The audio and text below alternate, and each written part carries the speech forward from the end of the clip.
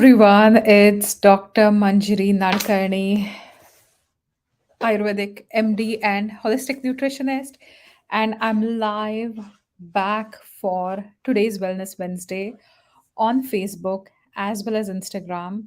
Today, we are going to talk about an extremely important topic, especially when it comes to women's health. For this month, we have Mother's Day this Sunday. So, one of the interesting topics I thought to talk about all month was women's health.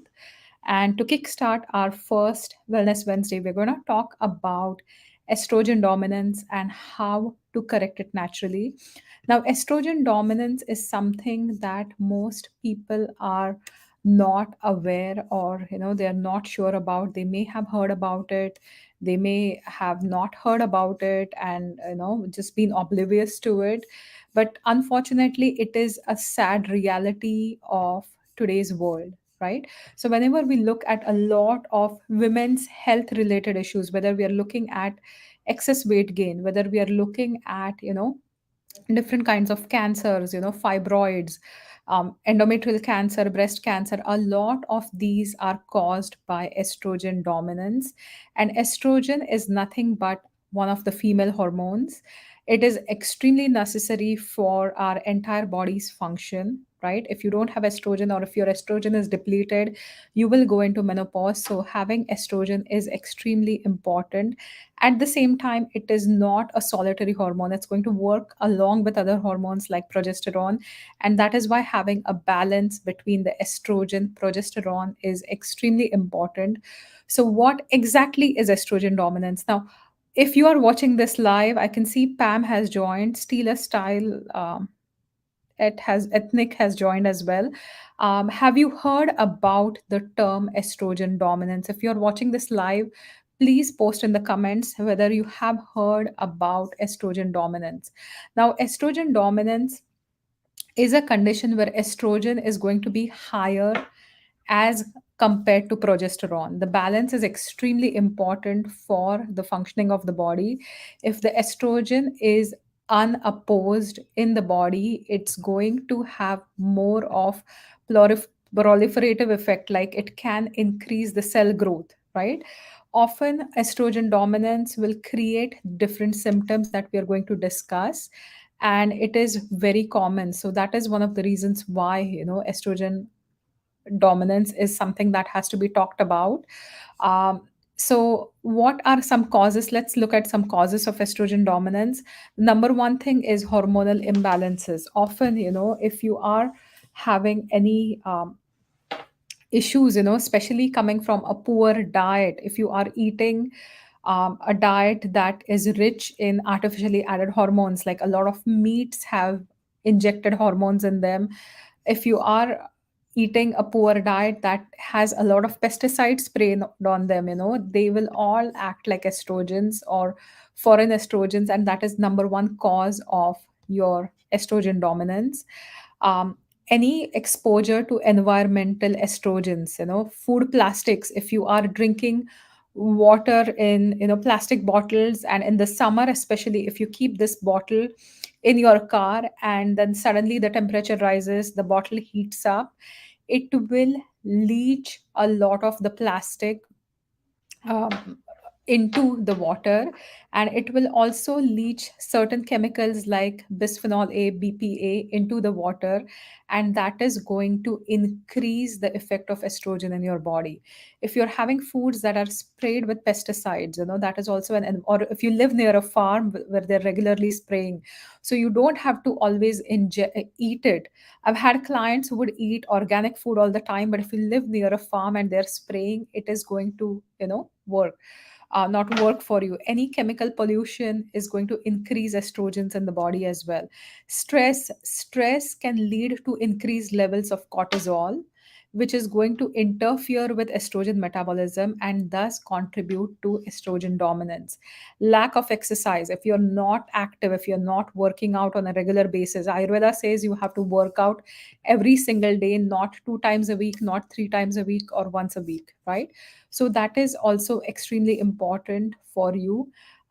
Genetic predisposition could be another cause where some people are prone to it, and certain medications, especially any oral contraceptives. A lot of the times, oral contraceptives are given for conditions like acne, or if you have a severe bleeding, right?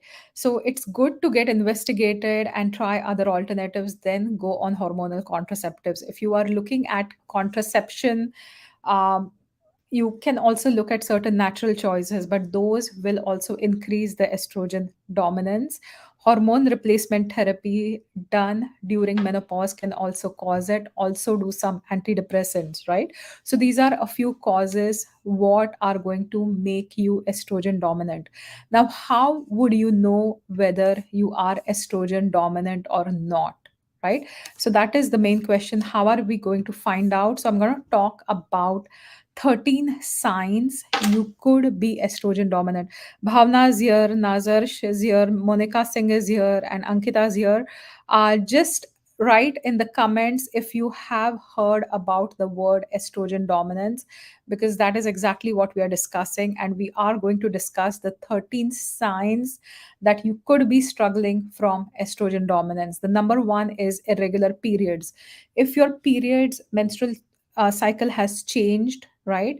If you are bleeding heavily, if there is any skipped periods, or if there is any kind of prolonged periods where you're bleeding for a longer time, you were bleeding for maybe 3 days and now suddenly you have like a really heavy flow, lots of clotting, and it's going on for at least a week or 5 days, and it's really awfully painful. That could be one sign you have estrogen dominance.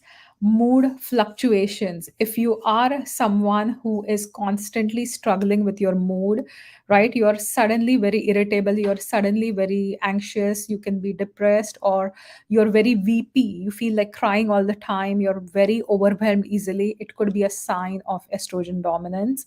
Breast tenderness, number three, this is extremely important one.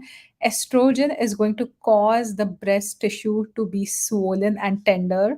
So if you are somebody who is struggling with estrogen dominance, it could show up as a lot of breast tenderness. So if you um, even the slightest touch to your breast, you will feel very uncomfortable. That is breast tenderness, common sign of estrogen dominance.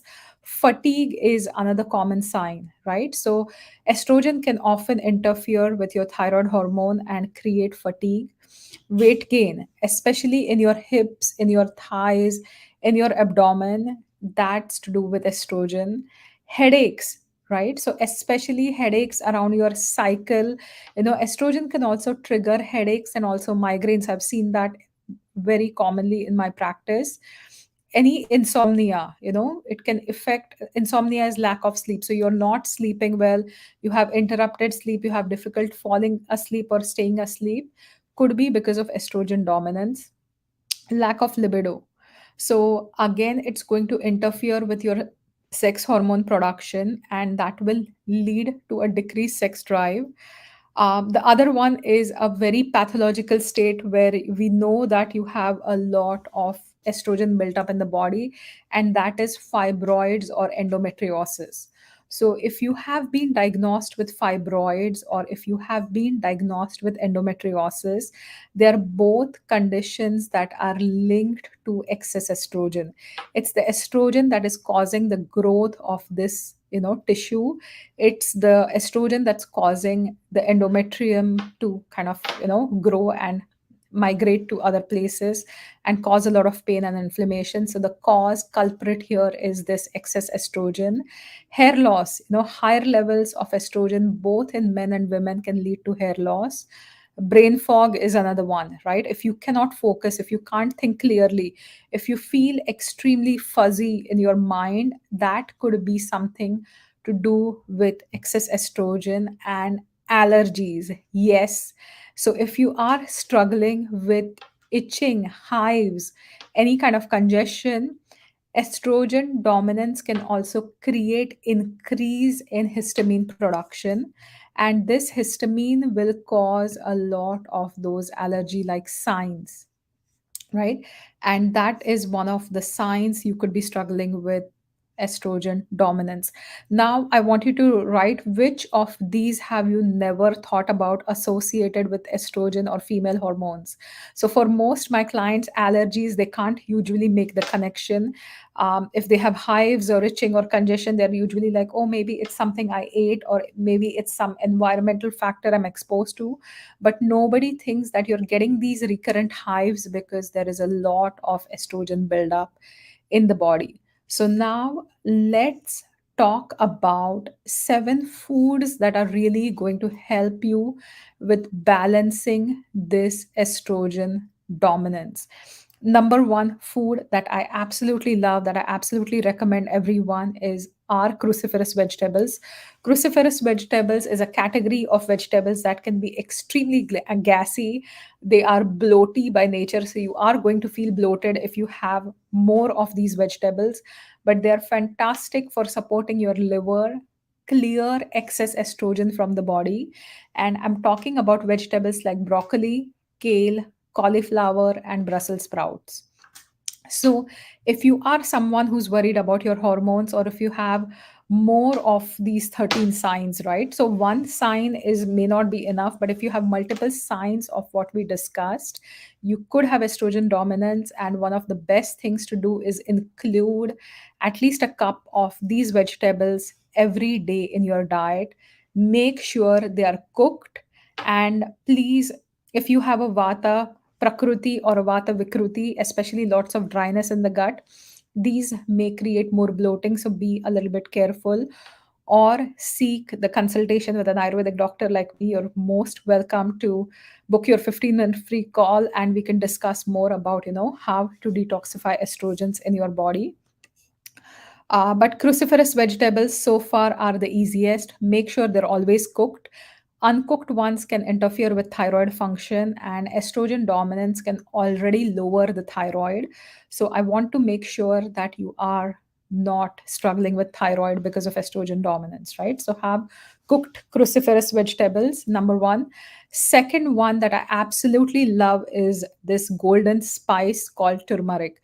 Turmeric is also known as Yoshit Priya in Sanskrit, which is understood as, the favorite of the women, right? So women absolutely used to love golden milk or turmeric in the olden days, like turmeric, and because of its use all over, right? You can apply it to your skin, and it's anti-blemish. You can take it internally, it's anti-inflammatory, and also it can lower estrogen levels. It has been studied too.